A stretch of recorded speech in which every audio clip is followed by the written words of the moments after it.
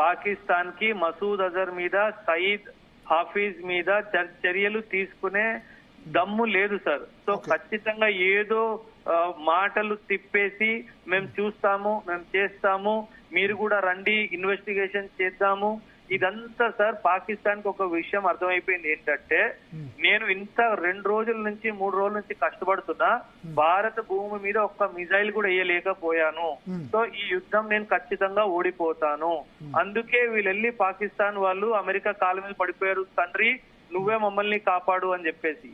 ఆ పరిస్థితిలో అమెరికా మధ్యలో కలయి చేసుకొని వీళ్ళని కాపాడుతుంటారు. అంతే, వీళ్ళు మాకు అర్థమైపోయింది, మాకు బుద్ధి వచ్చేసింది, మేము ఇంకోసారి చెయ్యము, ఇవన్నీ ఏ విషయాలు ఇంకా బయటికి రాలేదండి.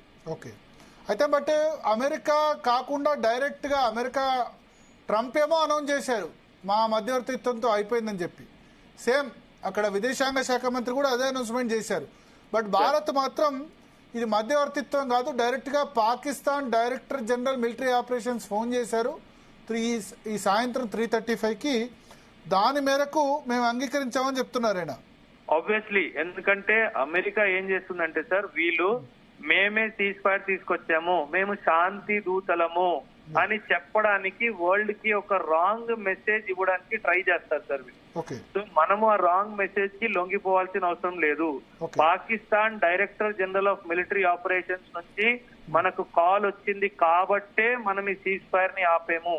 ఇవన్నీ ఖచ్చితంగా మన అందరికి అమెరికా సార్, నేను నిన్న కూడా మీ ఛానల్లో మరిన్ని ఛానల్లో చెప్పాను, అమెరికా పాకిస్తాన్ ని కుప్ప కూలనివ్వదు.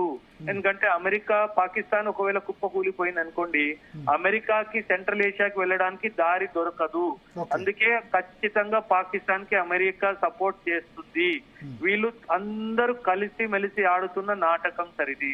సో మనం సీజ్ ఫైర్, ప్రస్తుతానికి సీజ్ ఫైర్ ఓకే అంగీకరించాము, కానీ రేపు 12వ తారీఖున వచ్చే ఆ డిస్కషన్ బట్టి దీన్ని మనం కొనసాగిస్తామా సీజ్ ఫైర్ ని కాదా అన్న నిర్ణయం ఇండియా తీసుకోవాలి. ఇండియా ఎట్టి పరిస్థితుల్లో అమెరికా గానీ ఇంకేదైనా దేశం వాళ్ళ బెదిరింపుల్లో ఇండియా ఇంకా రాదండి. మనం చాలా ఓపిక పట్టాము, ఇంకా మన ఓపిక నశించిపోయాం. సార్ ఒకటి, నిన్న మొన్న ఏమన్నా పాకిస్తాన్ ఆర్మీకి సంబంధించిన ఇన్స్టాలేషన్స్ గానీ మిలిటరీ ఎస్టాబ్లిష్మెంట్స్ కి ఏమైనా నష్టం జరిగిందా? ఇన్సైడ్ ఇన్ఫర్మేషన్ ఏమైనా తెలిసిందా ఇస్లామాబాద్ గానీ రావల్పిండిలో గానీ? ఖచ్చితంగా జరిగింది సార్. వాళ్ళకి అర్థమైంది ఏంటంటే సార్, 3 రోజుల నుంచి ఇన్ని దాడులు జరుగుతున్నా ఇండియా ఇప్పుడుకొచ్చి వాళ్ళ ఆర్మీకి డిప్లాయ్మెంట్ ఆర్డర్స్ కూడా ఇవ్వలేదు సార్. సో వాళ్ళకు ఒక విషయం ఏం అర్థమైపోయిందంటే, వీళ్ళు ఆర్మీని డిప్లాయ్ చేయకుండా నాకు ఇంత నష్టం చేయగలరు అంటే, ఏ రోజైతే ఆర్మీ ఫుల్ ఫ్లెజ్డ్ గా బార్డర్ మీద వచ్చిందో ఆ రోజు ఇంకా నాకు అది చివరాక సార్. పాకిస్తాన్ భయము పిఓకే కాదు, ప్లీజ్ మీరు అండర్స్టాండ్ చేసుకోండి. పాకిస్తాన్ భయము బలూచిస్తాన్. ఇప్పుడు వీళ్ళు ఇక్కడ సీజ్ ఫైర్ చేసుకొని ఇక్కడ నుంచి ట్రూప్స్ అందరినీ బలూచిస్తాన్ కి షిఫ్ట్ చేసి ఆ బలూచిస్తాన్ ఏదైతే ఎక్స్పాండ్ అవుతుందో దాన్ని ఆపాలి. ఇదే వీళ్ళ ముఖ్యమైన గోల్. ఇది మనం అర్థం చేసుకోవాలి సార్. ఇది కూట్నీతి సార్, ఇదంతా కూట్నీతి జరుగుతుంది. వాడు 10-15 రోజులు మన దగ్గర ఈ యుద్ధ విరామం కోరుకొని అటెన్షన్ అంతా బలూచిస్తాన్ కి డైవర్ట్ చేయాలి.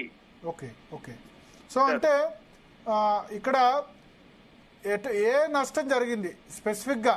మన ఎయిర్ ఫోర్స్ ఇప్పుడు వాళ్ళేమో డ్రోన్స్ ద్వారా అటాక్ చేస్తున్నారు, చాలా చీప్ డ్రోన్స్. మీరు నిన్న చెప్పారు టర్కీ తయారీ చాలా తక్కువ ఖర్చుతో వాడే డ్రోన్స్ తో అటాక్ చేశారు. మన వాళ్ళేమో మిసైల్స్ తో అటాక్ చేశారు. సో ఏ స్థాయిలో నష్టం జరిగిందంటే మిలిటరీకి సంబంధించిన ప్రాణ నష్టం అటువంటి జరిగిందా, లేకపోతే ఆస్తి నష్టం జరిగిందా?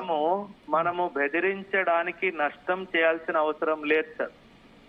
మనం నష్టం చేయకుండానే పాకిస్తాన్ ని బెదిరించాం. పాకిస్తాన్ కి తెలుసు సార్, నేను ఇప్పుడుకొచ్చి ఒక్క మిజైల్ కూడా సివిలియన్ హెడ్ క్వార్టర్ మీద గానీ మేజర్ ఆర్మీ ఇన్స్టలేషన్ మీద గానీ పెట్టలేదు. అది పడిందంటే మాత్రం పాకిస్తాన్ ఎటు చూడాలో పాకిస్తాన్ కి అర్థం కాదు. మనం 1965 లో కూడా 1971 లో కూడా 65 అయితే మన troops, Indian army troops Lahore బయట దాకా వెళ్ళిపోయారు సార్. లాహోర్ 1965 వార్ లో మనకు వచ్చేయాలి. ఈ వీళ్ళకి హిస్టరీ అంతా గుర్తుంది. ఒబరాయ్ గారు ఒక్క నిమిషం లైన్ లో ఉండండి. మనతో పాటు సిబిఐ మాజీ జాయింట్ డైరెక్టర్